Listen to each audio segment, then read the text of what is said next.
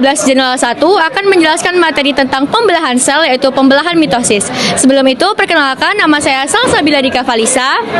Saya Aulia Tirapsari. Saya Dea Wijaya. Saya Andika Rahmat. Saya Aulia Farza. Saya Nabila Begantara. Saya Siva Purtia Zahwa. Saya Saila Tiara. Saya Panji Kurniawan. Saya Nur Sinta.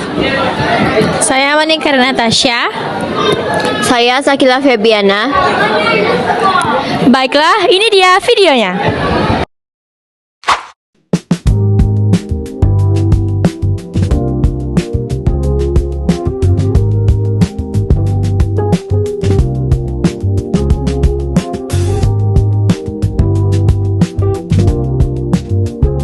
Perkenalkan, nama saya Dea Wijaya.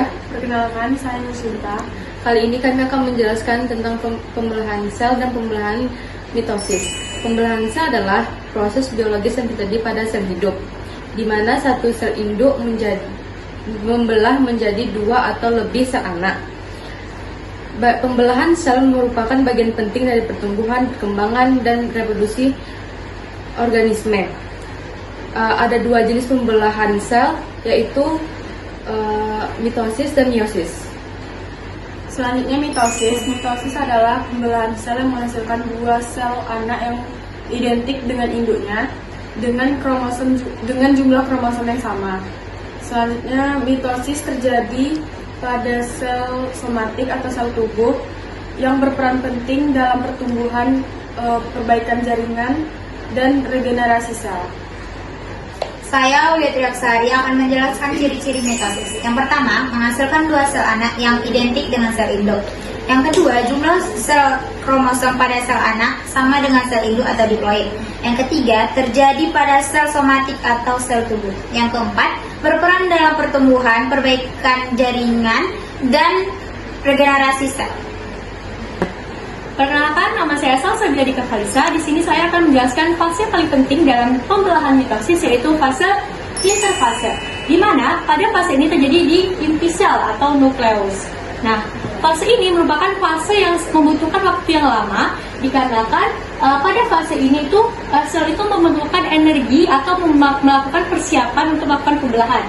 Sehingga ada 3 sub fase utama dalam interfase. Yang pertama adalah G1 atau pertumbuhan. Pada fase ini, di mana sel itu harus terbentuknya bahan-bahan dasar DNA yang utama seperti guanin, timin, adenin, dan sitosin, dan juga terbentuknya protein. Nah, selanjutnya kedua adalah tahap sintesis atau replikasi DNA. Pada tahap ini memerlukan proses yang sangat lama dikarenakan DNA itu akan melakukan replikasi atau penggandaan.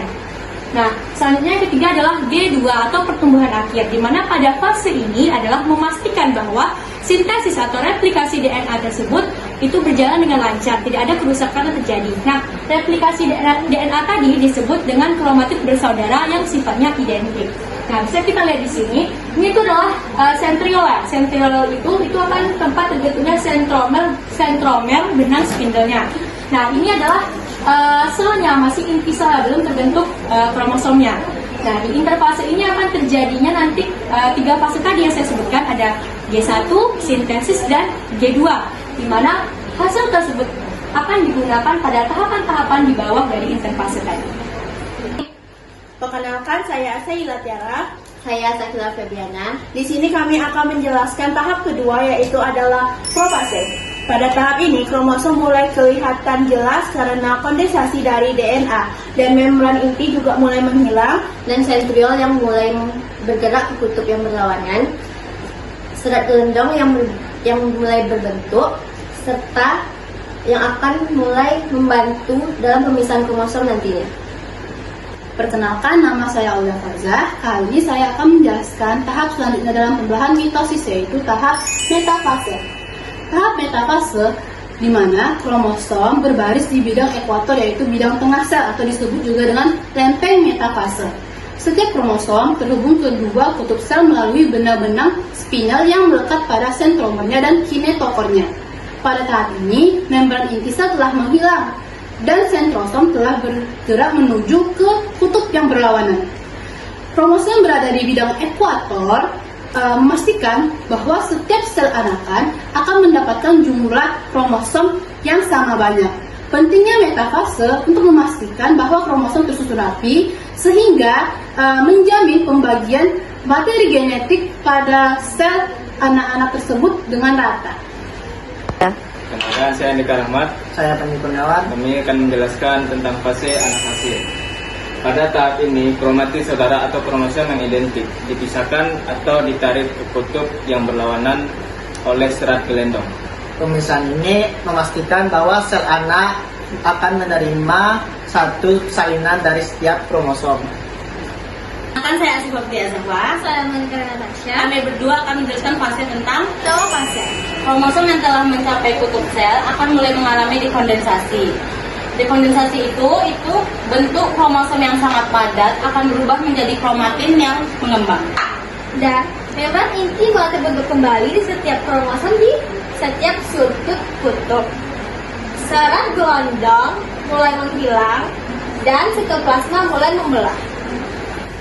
Perkenalkan, saya Nabila Megantara. Jadi saya akan menjelaskan mengenai tahap yang terakhir, yaitu merupakan tahapan sitokinesis. Di bawah ya. Nah, tahapan sitokinesis pada pembelahan sel merupakan pembelahan fisik dari sitoplasma untuk menghasilkan dua sel anak yang terpisah yang terjadi bersamaan dengan pembelahan mitosis atau pembelahan inti. Nah, pada hewan, proses sitokinesis ini terjadi pada proses yang disebut dengan cleavage furrow, di mana membran plasma menjepit ke dalam dan membagi menjadi dua.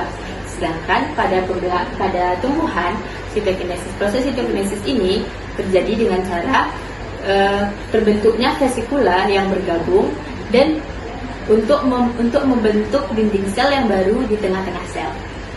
Sekian pemaparan dari kelompok kami, semoga dapat dipahami. Mohon maaf apabila ada kesalahan. Kami akhiri dengan Assalamualaikum warahmatullahi wabarakatuh.